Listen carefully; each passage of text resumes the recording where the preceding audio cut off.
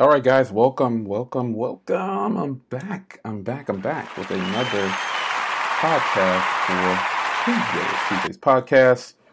And I'm running a little behind. I know it's 3:40 p.m. Central Standard Time, and this is why I don't have a set time for this yet, because I've got such a busy schedule that I have to make sure I at least get the podcast in between 2 p.m. and 4 p.m. Central Standard Time. That's my open availability for this time to do a podcast. So, guys, let's jump in here. I spoke about, I did a video yesterday on why I left T-Mobile. I think it went live yesterday on why I left T-Mobile.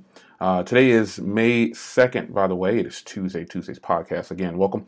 So I put out a video yesterday on May 1st talking about the reason that I left T-Mobile after 24 years. And, you know, everyone's going to have a mixed opinion or view. And I'm speaking specifically of the carriers here in the U.S.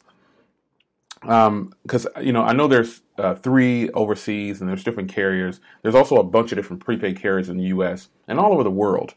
And obviously, I would be talking for hours on that YouTube video to cover all these different carriers. But, you know, it is possible to pick the right carrier for your smartphone needs. And so with that being said, in this podcast, I just kind of wanted to talk about picking the right carrier that's going to suit your needs, you know, as far as your smartphone service goes. Now, I've been loyal to T-Mobile for many years. 24 years is a long time to stick with a company. And I decided, you know, and when I say I switched from T-Mobile, I didn't actually switch all the numbers from T-Mobile. I just switched my main phone number that everyone has pretty much in my circle, family, and I switched it to Cricket. And, you know, the reason I did this is because I think that when you have a smartphone service or, you know, a cell phone service, I shouldn't say smartphone, it's a shame because not everybody has a smartphone. But when you're picking a cell phone provider, you definitely need to pick one that's going to work for you first and foremost for phone calls. I mean, if you're a person who does not make a lot of phone calls, there are plenty of plans out there that are just for data. You know, and if you just want to be portable, there are plenty of plans out there from all the providers that can offer you data. And I think T-Mobile being one of the best at that, they have a plan that's $30, 100 minutes, unlimited text, and 5 gigs of data. That is more than enough for a person in a month, as far as I see it, if you just want to save money and you don't make a lot of phone calls. And then also you can make phone calls over data. You know, you can do voice calls over data. So I think that when it comes to picking a carrier, you really got to be careful not to fall so quick into just picking a carrier because they have fast data speeds. And in the video I produced yesterday, I talked about this about T-Mobile. Now, I left T-Mobile solely because phone calls just were not there anymore. And, you know, they used to have their phone calls, their coverage was always kind of spotty for me because I travel a lot. And we travel, when I say we travel, we fly, drive everywhere across country. And, you know, if you're paying a lot of money for a smartphone in particular, you at least want to be able to make phone calls. It's kind of pointless to have this $1,000 phone, like I've said before, on your hip and you can't receive phone calls. I think when picking now I know there's different generations here. And the current generation doesn't make a lot of phone calls. I know this firsthand because I can look on the account and see the younger people that are on the account doing predominantly just data. They have a bunch of data and a bunch of text messages. And then you see the people of yesterday's generation, myself being one of them. I need my phone for phone calls. I do not need, and even though I review smartphones and things like that, I've said it plenty of times, I prefer to have a good smartphone, yes, but I need whatever device it is, I needed to be able to make phone calls and clear phone calls. And so that was my reasoning for switching from T-Mobile at this point in the game, is because their network for phone calls fell off. their data and first let me say this disclaimer. I've noticed in that video people are saying, well, it depends on where you live. That is the obvious. Everything is going to depend on where you live, whether it be fast data speeds, slow data speeds, whatever. It's going to depend on where you live and where you're located. This is a must. You need to go with the care. As much as I like T-Mobile and they have some great plans, it does me no good to stay with them or keep my main phone number there if I can't receive phone calls. And when I do receive phone calls, people say I sound like a robot. They sound as choppy. I'm dropping calls. It's pointless to do that. So when you're picking your carrier in the U.S., you have a bunch of carriers to choose from. And there's more prepaid carriers in the U.S. than there is postpaid. The only carriers that we think of when we think about the U.S., we think about Verizon, Sprint, T-Mobile, and AT&T. Those are the 4 carriers that we think about. When in fact you do have U.S. Cellular and some other carriers that are technically considered, they offer postpaid service.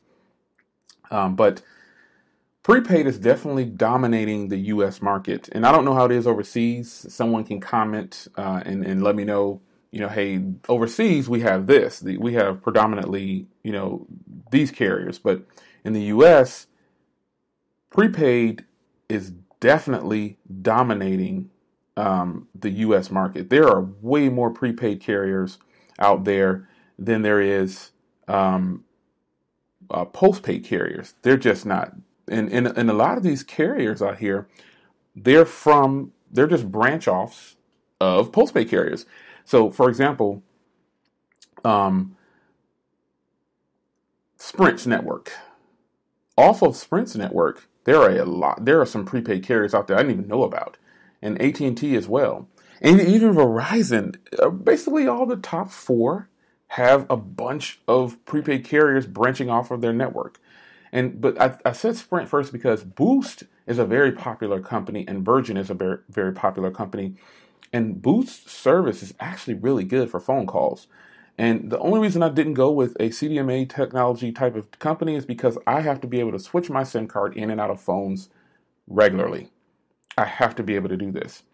And I feel like, my phone calls would be even better on Verizon or Boost or Sprint. I'm speaking predominantly of phone calls, not data and all this other stuff. Phone calls. I know that phone calls over Boost and Sprint and Verizon are solid. I know they are from firsthand experience. But again, the reason I couldn't go with them is because I have a lot of GSM devices and I need to be able to swap my SIM card. But I will say this, Sprint, Boost, Virgin, phone calls, in my experience, or Sprint and Boost, in my experience, they're the same. They're really good call quality. Data, not so much on Sprint. Sprint's network was really strong when I had them. I had Sprint for a long time, but Sprint's network was good. But now their network is, I don't know, it's just kind of falling apart, But Boost, Sprint, phone calls, solid. Phone crystal clear, in my experience. In my area where I live at, really solid. Same thing with Verizon. Verizon's service didn't work in certain parts when I was in the office, like in the corporate world. It didn't work at my desk for some reason in my office, so I had to use the T-Mobile phone instead. Or Sprint was, and that's what I get. Well, we had a contract with Sprint, so we had Sprint towers in the ceiling of the whole building was wired for Sprint.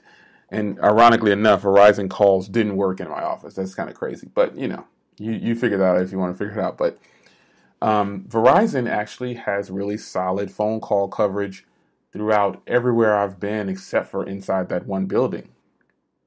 It's been fantastic.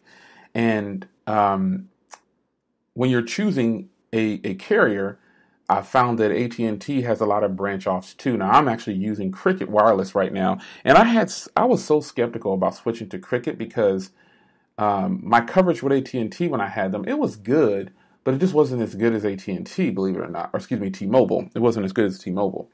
But with AT&T Cricket, shout out to Donovan, man. He caught me live again.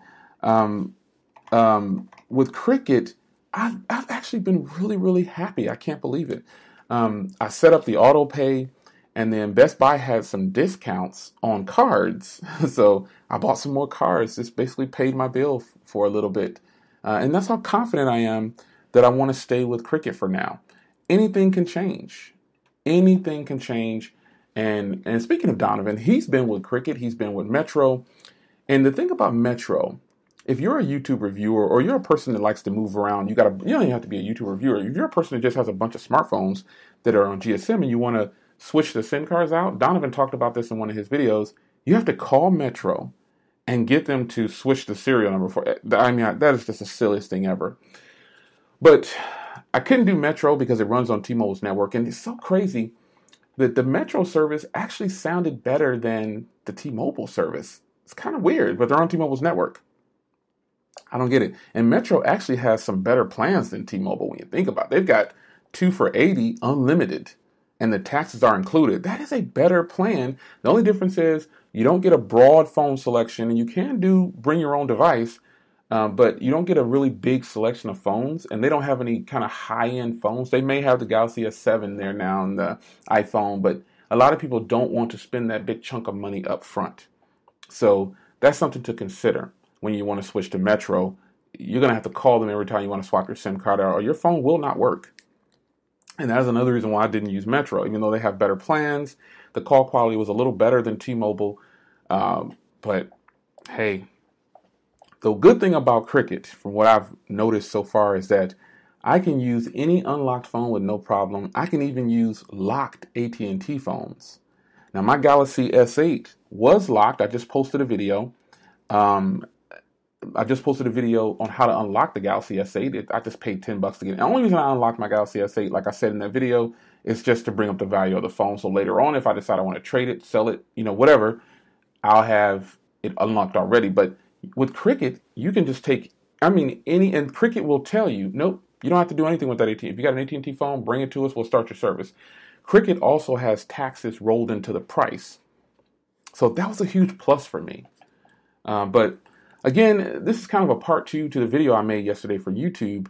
But if you're picking a cell phone carrier, folks, it's just like picking a car or anything else that you need to buy, a bed.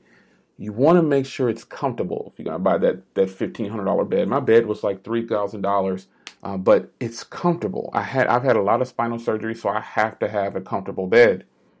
The same thing with your cell phone service. You have to have the ability to make phone calls. You have to. Why would you want to be with a carrier that does not offer good cell phone service for phone calls? Now, like I said before, some people don't even make phone calls on their smartphones or their cell phones. It's kind of funny. Someone made that comment. They was like, "Who makes phone calls?" And it was just a person joking. They were a little bit younger, and I was like, it's a generational gap. That's just what it is.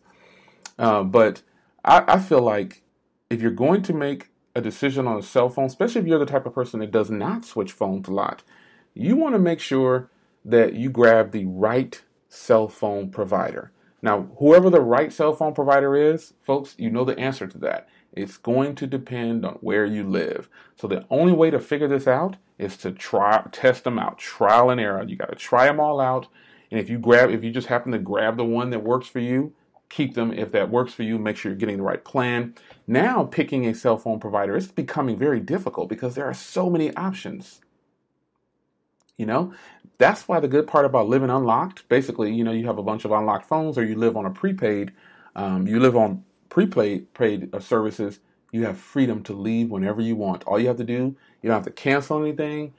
You can port your number out. The account number for my Cricket account is listed right in the Cricket application, which I love. And then you can just not pay the bill if you want to. There's no credit checks. There's nothing. I have great credit, but still, this saved me an inquiry on my credit. So picking the right cell phone carrier could be a hassle or a chore, I should say. But when you're doing it, you got to be smart about it. You got to think it all the way through. You want to measure 10 times and do what? Cut once. Measure 10 times, cut once. Take your time, basically, is what I'm saying, and figure out which one works for you. The best way to do that is to buy a phone like the Moto G5 Plus that's unlocked for all carriers, and you'll be able to test it out. All the carriers all you want to. You may lose a little money if you switch, but it's well worth it. It's your man, Jay Will. I will see you guys in the next podcast for Tuesday. This is Tuesday's podcast, May 2nd. Take care, and I hope you enjoyed. Leave a comment.